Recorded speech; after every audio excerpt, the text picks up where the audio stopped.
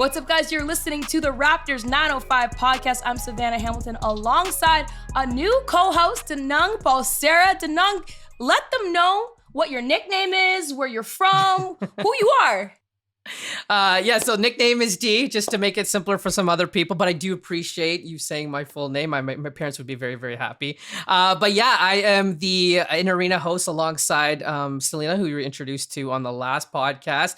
And yeah, it's my responsibility to host a good time and keep our fans engaged. And I'm so excited to be here. I'm a little nervous because, big shoes to fill with, your former co-host and Coach Kissy, who I absolutely admire. And then Selena killed it on the last one. But hopefully I live up to expectations. Yeah, bars though. I'm kidding. I love Kissy. I love Kissy. He was great. No, but I'm glad that you are with us alongside with Selena as well. So appreciate the little intro there. Now we got to introduce our guests. Who do we got, D? You tell me. We have rookie Justin Champagnie here in the building, and he gave us an incredible conversation. I mean, I don't even know what we didn't talk about. We talked about so many different things, and it's definitely one you won't want to miss. Absolutely. With that being said, let's introduce Justin Champagnie. Joining us now is guard and two-way player for the 905 and the Toronto Raptors is Justin Champagnie. Justin, how you feeling? I'm feeling good. Excited to be here, and let's get this going. Yo, scale of 1 to 10 and try to give me an honest answer on this. Just how tired are you? You are literally juggling both teams, and I can only imagine how much that is to carry as a two-way player sometimes. Right in this moment, I'm extremely tired. I knocked out today after practice, but it's been a grind. But I signed up for it. I'm loving it right now, but it gets you some days. Absolutely. On the topic of being tired, you see this very commonly with two-way contracts, right? You're in one city and then you got to travel, and then next thing you know, you're playing a game, which was the case for you a couple of weeks ago when you were in Philly. I'm curious, at what point do you get a note? When did the coaching staff come to you and say, hey, you're gonna buckle up and play for the 905 tomorrow night? I never really know until the day before. That's crazy. Yeah, I never really know until the day before. I get a schedule, where I practice at, before all that, but game time, I'll know the day before, where I'm going to play. Yo, Justin, just to start off the show and just before we hit record on this whole thing, we said, tell us your name and where you're from. And you said, I'm from Brooklyn, New York, with your whole chest. With your whole chest. Growing up there, tell me, were you a New York Knicks fan? I actually wasn't. No. What was your team? I didn't really have a team. I watched a lot of college basketball growing up because really? I always felt like you got to watch that to get to the next level. I mean, obviously, I would watch the playoffs when that came around, but so I watched a lot of college basketball. But me personally, I never really was a New York Knicks fan. My dad was. We used to always argue about it, but it was just never me. Oh, really? So I'm curious. Was there a particular college basketball player that you were enamored with that made you fall in love with the game? When I would say Miles Bridges. I used to watch Michigan State. I wanted to go to Michigan State, but nah. Nah. Once things like that don't work out, I kind of want to play against people like that now, So that's kind of how I chose the ACC, play in the ACC. I mean, I didn't get to play against Michigan State, but top teams I feel like to play against. I know that when we were talking earlier this season in Marketing Day, I love your mindset. You just have a good feeling of what fits and what feels right and where to be. And you mentioned, when you went to visit U Pitt, that it just felt right away. Did you ever picture potentially playing with your brother? You have a twin brother. We talked about this before as well. Have you ever pictured playing with your brother in college at one point? Was that ever an option? It definitely was. That we were dead set on not splitting up for college at one point, but it had came to a point where it was he wanted we were going back and forth between doing a post grad year and just going to college, and I told him I can't do post grad. I want to go to college. I want to take on a challenge. And he wasn't so sure, so I ended up committing. We had it was months of conversations before any of that happened, but we came to the decision we want to create our own path. I want to do my own thing. He want to do his own thing.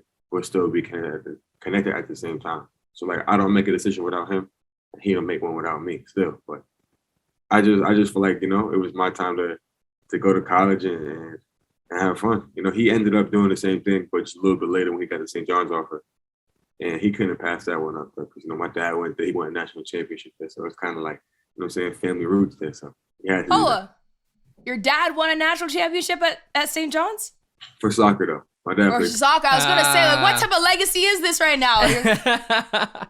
Say word. That's amazing, man. That's awesome. You know, real quick, D, before I let you chime in here, you know, Champagnie, as a twin myself, like, I remember growing up playing with and against my sister, obviously in the driveway playing against them. How was it for you when you first had to split away from your twin to play basketball separately? It was emotional for me. I remember that. It was rough. I mean, it wasn't so rough on the basketball court because, you know, we both got our own individual skills. But, like, just mentally, like, I was confused for like a couple of months. Like, I would walk home, I walk in, like, my room and start speaking as if he was there already. But like I realized that he's not here, you know. Yeah. So we had to figure out a system like how to communicate every day, you know. So we ended up FaceTiming. We get up middle of the day after practice and then at night. So we would be on the phone all day. You know what I'm saying? Just to try and get that feeling he's still there. You know, but it was rough at first not being with him because, you know, it was 18 years of my life I've been with him. You know, I never knew anything new. So it was rough, but, you know, we ended up figuring it out and it worked out for the best. No, I relate to that, Howard. Go ahead. I was curious how long it was going to take us to get to the point we'd bring up your brother, because I feel like every interview you've done, you know, at some point someone is bringing him up. But I'm fascinated. I was listening to one of your interviews you did with Pitt, and you said you and your brother are the polar opposites, right? You're the extrovert, he's the introvert. And I can relate to that because I have the same relationship with my brother. And I think a lot of people look at that and they think, oh, like, you know, they're not close, they're not tight, right? They don't bounce off each other at all, but I almost find it to be the complete opposite. And so I'm curious, you know, how did you guys complement one another, and how are you helping him to get to the level that you're at now? Well, I don't know why people say that because me and him are like as tight as they can get. You know, we talk about everything, call each other all day, you know, close as can be. But I don't know, like when he's down and when he's not feeling like speaking so much, I'll speak for him. Like I'll, you know what I'm saying, bring it out of him, or I'll do it so then he could just tag on, you know. So, and when I need to calm down, he's the one who calms me down. Like if I get upset like that, I call him because he's the one who I'm saying keeps me calm. So it's real. It's great growing up with like a brother like that. You know, I miss. That's awesome. You know what's funny? You know, I don't even mean to stay on this whole topic of twin stuff, but like everything you're saying is facts to me. Like between the FaceTiming, because I had to FaceTime. I was in the same boat as you. My twin committed to Alabama before I committed to a school, so that was our separation too. And so I trust me, I totally relate to what you're saying. But I would like to actually pick your mind on how the high school basketball scene in Brooklyn, New York was. How was that for the two of you? I mean, growing like it was crazy. It was real life crazy because like our freshman year was, I think, one of the best years I think New York had. You know, we saw a lot of good players come out of New York that year. But I feel like it molded us to who we are today. You know, both of us. You know, in our own separate ways, obviously. But I feel like it gave us like that little like chip on our shoulder and that push on our back. You know, where it's like you got to play hard every day. You can't come to the game and not play hard, or else I'm saying game time you're gonna end up on someone's Instagram, someone's social media account getting killed. So it was great. It was fun. You know, I miss it. You know, I miss high school. High school was very fun. But I think our senior year was our best year. We both knew like this is our last year, so we had to kill. We both just had like all around great season. Now, you've credited your mother for pushing you towards basketball, but you also said that you've played baseball, you've played football. I don't know if soccer as well, obviously. Now, with your father winning a national championship, why didn't you, gravitate towards soccer, and why was it basketball ultimately? All right, so I always get this question too. I ain't gonna lie, but basketball was never my first sport. Always baseball, soccer, then basketball, then football. So we were on this tribal baseball team. We would play the soccer camp at St. John's in the summertime with my dad, and then we had a little AAU team. But our coach, his name is Coach Harry. Like he's the one who got us like really into like the travel ball and trying to play for a scholarship in college. So basketball was never going to be it, but we started growing. So like in every sport, our position started changing to a spot where like we didn't want to play. So like in soccer, like I would grow, and they would tell me go be the goalie. I didn't want to be the goalie. So I lay him down. That's where they stick all the tall guys, right? I can't do this. And he understood. You know, he was upset for a while, but he understood. He understood. Let's fast forward a little bit. Let's talk about let's get to the NBA a little bit now because there's a lot to dive in. When we spoke earlier, you were telling me about how you worked out for Toronto, and you're basically like, "Hey, yo, I don't need to work out for nobody else. I just don't know where I want to go." It just felt like the right fit. Fact. Why did it feel? What was that feeling? Describe it, like that you just knew. Home. Like it felt like home. Like when I walked in, it was like everybody was so welcoming, warming. It's very diverse. It was really the only team that was like that diverse at the front office spot. But it just felt like home. You know, everybody was welcoming, funny, like lively, upbeat. And I know they were in Tampa at the time, but you know, for a team to not be in their home floor and still had that kind of energy kind of stuck out to me. So it just felt like home to me. And I called my agent right away, and I was like, yeah, I got to play here. That's the wildest part of your story is you didn't even get to experience Toronto. It's not like you flew into Toronto and you got like a grasp of anything. Like you did it in Tampa. And I can't imagine, like you talked about how you initially met Coach Matombo, and I don't know what other coaching staff you met, but is there anyone in specifically that had a big impact on you in that meeting? I want to say Aline. He was actually like the guide for us. Like when we got there, like he showed us the whole like Tampa facility because we didn't know we were going back to Toronto at the time. So he showed me the whole Tampa facility. He showed me this room where they had like a Toronto themed room where they would like do videos of the whole city, the nightlife, the games. I don't know. He brought a lot of energy to those days I was there. So he is a big part of the reason why I wanted to go. But everybody was just cool people, like opening. Like it wasn't like I didn't have to be somebody else. I was myself the whole time, you know. So it meant a lot to me. Justin, the room that you were in, I know exactly which one you're talking about because I produced some of those videos. Oh, shoot. I got him, guys. I got Justin Champagnie. He's the reason why he's here. I'm kidding. I'll never give myself that much credit. Let's give you some flowers. No. I just gave myself the flowers. Yeah. So I'm happy that you mentioned something actually really big there. I would love to dive in. You said it was diverse, and that stood out to you. That's pretty significant. I mean, I'm from New York, you know, so it is Toronto is way more diverse than New York still, but I needed something like, you know, like my mother is like, my dad is Black. My family is from all over the place. Like I needed something that's going to emulate that, you know, so I feel like I'm home. And I feel like Toronto did it perfectly. Okay, I love to hear that. I was going to say, and you're not the first person to make the comparison from New York to Toronto, right? Like I think Jalen Rose has famously said it time in and time out, right? It is the Canadian version of New York. So, I mean, you got a small taste of it over there in the States, and it was just, I'm sure the transition was seamless for you. Yeah, it was smooth. You know, everybody was like, oh, it's a big city. Like I can't, countless people told me Toronto's a big city, and I told them like, New York is like 7 million people. Yeah. It's a big city, but I love it. I loved it so far. So my follow-up question to that is, how is the Canadian cold compared to the Brooklyn, New York cold? You know, it's all right. It's similar, but like it's colder faster. It gets colder faster over here. So like, we know. I don't think it would be this cold in New York right now, but yeah, it's similar. I mean, I went to school in Pittsburgh too, so that cold is crazy because I'm saying up in the hills, but it is freezing cold outside. Like, absolutely. How has your experience as a Toronto Raptor and 905 player been, you know, leading up till now? Like, you've had enough taste of what the season's like, that's for sure. Definitely. I mean, I love it.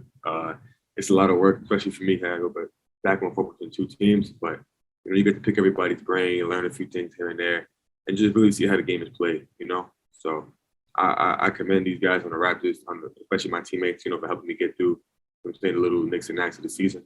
And definitely Coach Matombo on the 905 because he always talks to me and tells me, like, you got to be ready, you got to stay ready no matter where you are. So it's been great. I love it.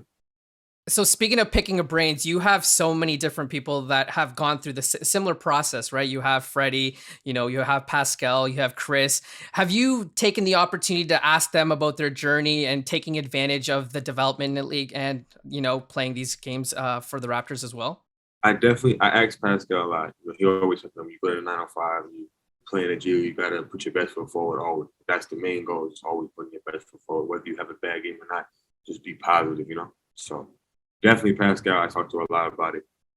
Kemp actually talks to me a lot. Oh, Especially during the games too. Like he always tells me like, just like you're gonna be good. You're 20 years old. You're young. Just gotta go through these little bumps, these knickknacks, and you're gonna get through. So those guys have been helping me a lot, you know, through the season. So I appreciate them a lot. I love that. I want to kind of take a small sidebar from basketball for a second, because it's been told that you are one of the funniest guys on the team. And so we were trying to decipher. No, I've never heard of this. I don't know what you're talking about. We're trying to decipher what type of humor you have. Like, is it like a British dry sarcastic humor? Is it slapstick? Like, what? Give us a flavor. What's the humor like? Do you just have a lot of dad jokes? No, I don't do dad jokes. It's more of like, I don't know. To me, it's just who I am.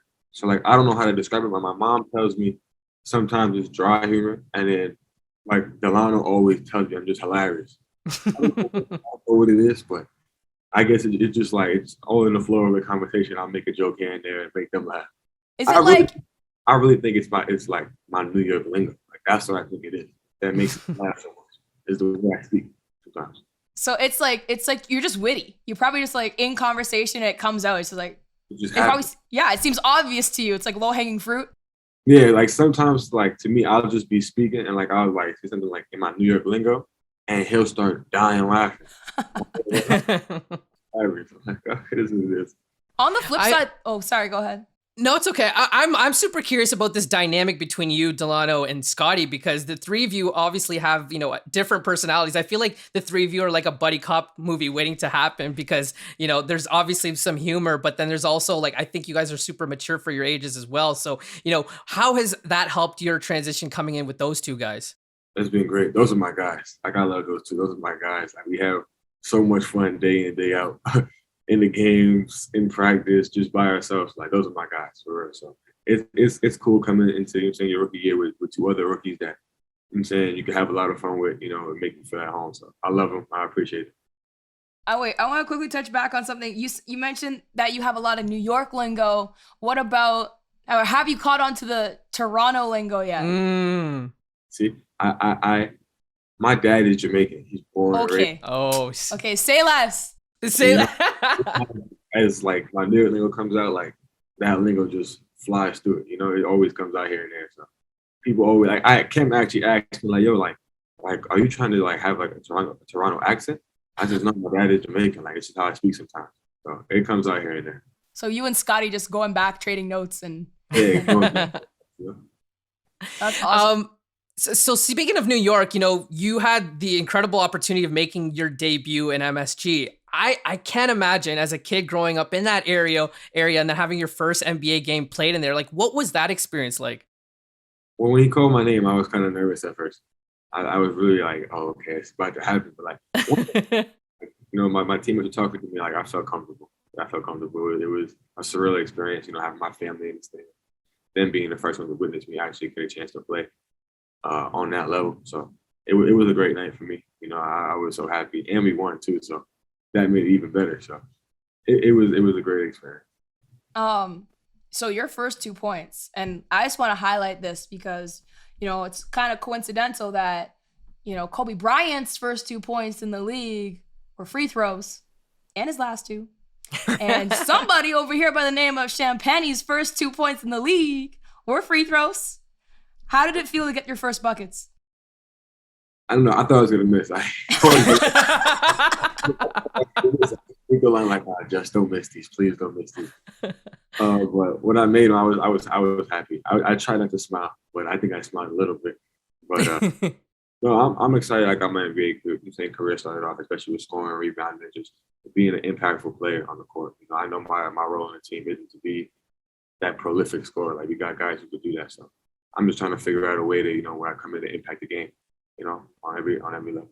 It's funny you say that because even like earlier, we were recording another show, Raptors Today, and me and my colleagues were just talking about, you know, you played against the Boston Celtics, and we're just talking about how the fact that you and Isaac and the new guys, like, you're not coming in to play hero basketball to really prove yourself on the court for the Raptors. So you're coming in, you know your role, and like you're just contributing where the team needs you. And I was saying that not every rookie or a new player on the team needs to come in and make a huge splash right away and do the most. Like sometimes it is just the gradual build. So I don't really have a question, just more of a kudos to you for kind of like knowing what that role is for yourself, but then also not being afraid to also, you know, throw your flavor into the game here and there through your defense, because that's one thing that really stood out to me when I was watching you in preseason. I was like, this guy, defense is everything for him. I could tell. Thank you. I appreciate it. You just got to be energetic. You know, I'm built up of energy, so defense and energy kind of goes hand in hand. Now to go back to your college, right? You had a jump from your leap from your freshman to sophomore year, right? And obviously you made all these all you know, college teams and whatnot in the NCAA. What did you learn from that that's going to help you get from your rookie season into your next season?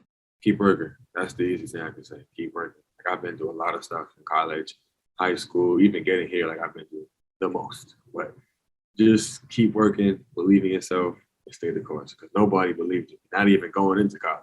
You know, I had family, friends telling me I couldn't make it. So just, you know what I'm saying, working hard, believing in yourself, and keeping that laser focus. I love that. Yo, have you got a slogan yet? Like, you know how we got like that bet on yourself? Like, do you have your own like 2 cents in there? No, have you met up with a brand team yet? No, I haven't got that yet. I'm trying to, you know, focus on getting, you know, to that next contract, playing for that next contract. I think it's got to be like hashtag champagne problems or something like that. No. I was gonna say I seen something on Twitter that was like Champagne Poppy or something. Champagne. I got that a lot. I'm not even allowed. Might have to run that one by Drake. Yeah, you'll get Drake's approval on that one first. You know, it's interesting though, because I want to touch on something that you told me during like the marketing day for 905, and you, like, as you mentioned, your path has not been straight at all. You know, you did go undrafted earlier in the season of Raptors today. I actually said that I think Champagnie might be one of the biggest steals in the undrafted class. So I guess, like, you know, how did it feel to not hear your name while being so certain that you wanted to play for the Raptors? I mean, it was a dream, you know, to hear your name called. That's the ultimate goal on that day, you know. So it kind of crushed me a little bit. Not too much, but in the moment, I kind of felt it like I feel like my dream didn't come true. But at the same time, I sat back and said, this is my life. Like my whole life, I've been counted out, not picked on, picked last, you know. So I kind of laughed after. Like at first it hurt, but then I laughed. My mom was like, "Why you laughing?" I'm like, "God, 'cause this is nothing new." So you know, so I got a chance to choose where I wanted to play, and the Raptors were the first team to call me. Like right after really before the draft even finished, they called me. So I just knew, like, I'm gonna go here, you know, put my best foot forward, work, and you know what I'm saying, make 60 of the 59 I'm tripping. All the rest. All of them. Doesn't even matter. I wanna know how real those conversations are among your peers. Like, you got the call from the Raptors. You know, we heard Jalen Suggs talk about the development process and how, you know, how elite it is for the Raptors. Was that the thing that excited you the most about potentially joining this franchise? Definitely. I knew I was going to, you know, coming in, I knew I was going to be put to work, you know, like really get my skills to the point where I'm ready to step foot in the NBA game and actually play, you know. So they helped me a lot, especially actually on defense too, because in college, I was playing a lot of like 4 and 5 because I was one of the big people on my team. So I had to guard bigs, but they actually helped me play like guard point guards, guard Fred, guard Pascal, you know, learn how to be versatile on defense and also help my shot growing more. And, you know, so I was excited, really excited when I got that call. And I'm ready to work. I'm ready to go at it every day and get better. And man, get better you did. Like, you know, here you are, playing on the big stage, getting some minutes and some, you know, key moments for the team. Honestly, like, it's seriously, like it's not always easy to fit a certain role and be effective in a contributing way that doesn't always show up on the stat sheet. It's not the glamour stuff. It's the nitty gritty, and like you've done that so well. So I kind of do want to know though, have you had your welcome to the NBA moment? Nah, not yet. I don't think I'm gonna have it. Oh, Okay. You're gonna give somebody else their welcome to the NBA moment.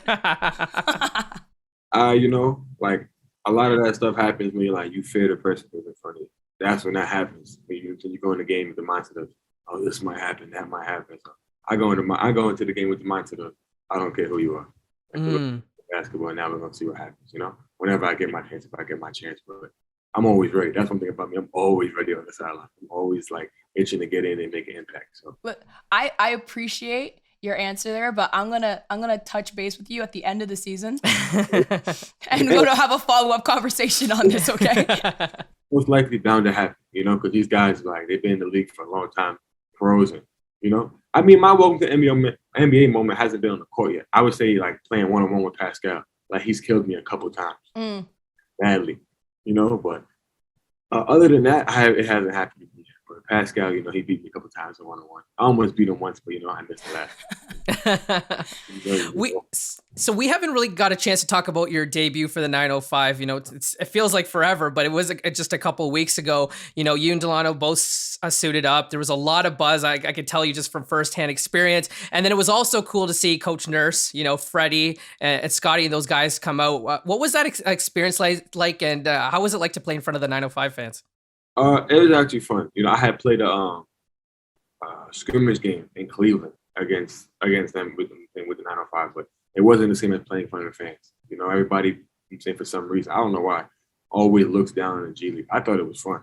I thought it was actually a great experience to play there. See that there's actually fans that support the team, and it's like a real family atmosphere down there too. So I loved it.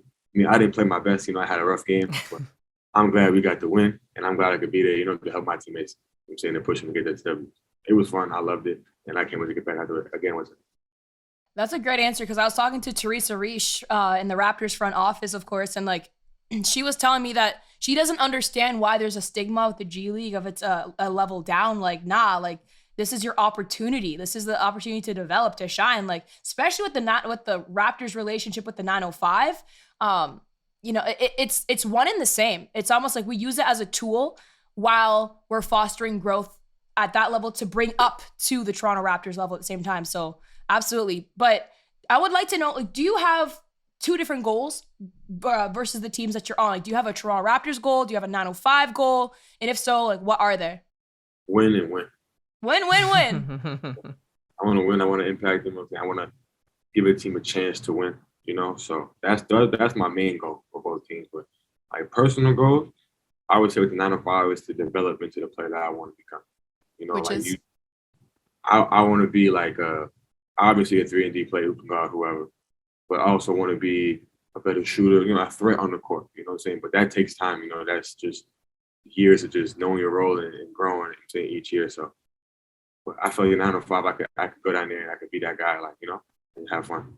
But on the Raptors, it's just know my role, impacting the game on whatever level, whether it's for 30 seconds, 2 minutes, 7 minutes, whatever it is, just being an impact and showing that I belong.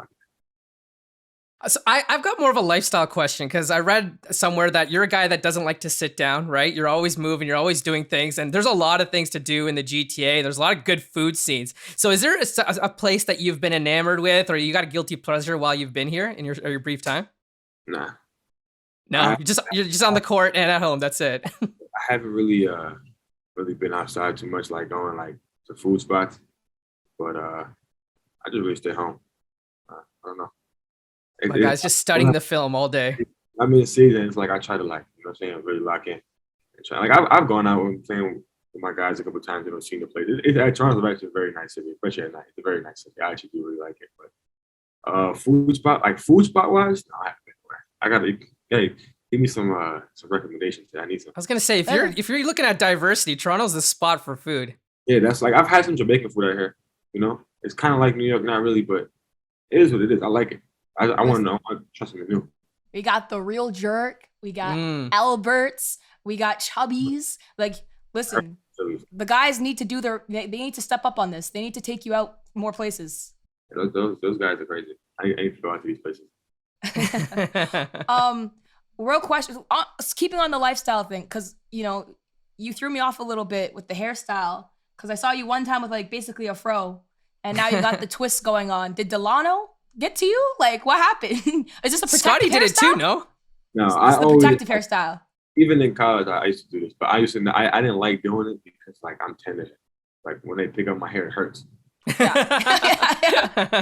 That's why I've never done it. But my mom actually called me one day after a game, and I think it was actually after the New York game when she saw me, and she was like, "Justin, I love you, but you got." And I argued with her about it, but she ultimately won, and I had to do it. So I mean, it's a new look, but I like it. It ain't that bad. I'm gonna take it out and say go back to my little fro. It suits you. Yeah. So No. Hey, there's ain't nothing wrong with it. And there's never arguing with mama, yo. Don't ever argue with her.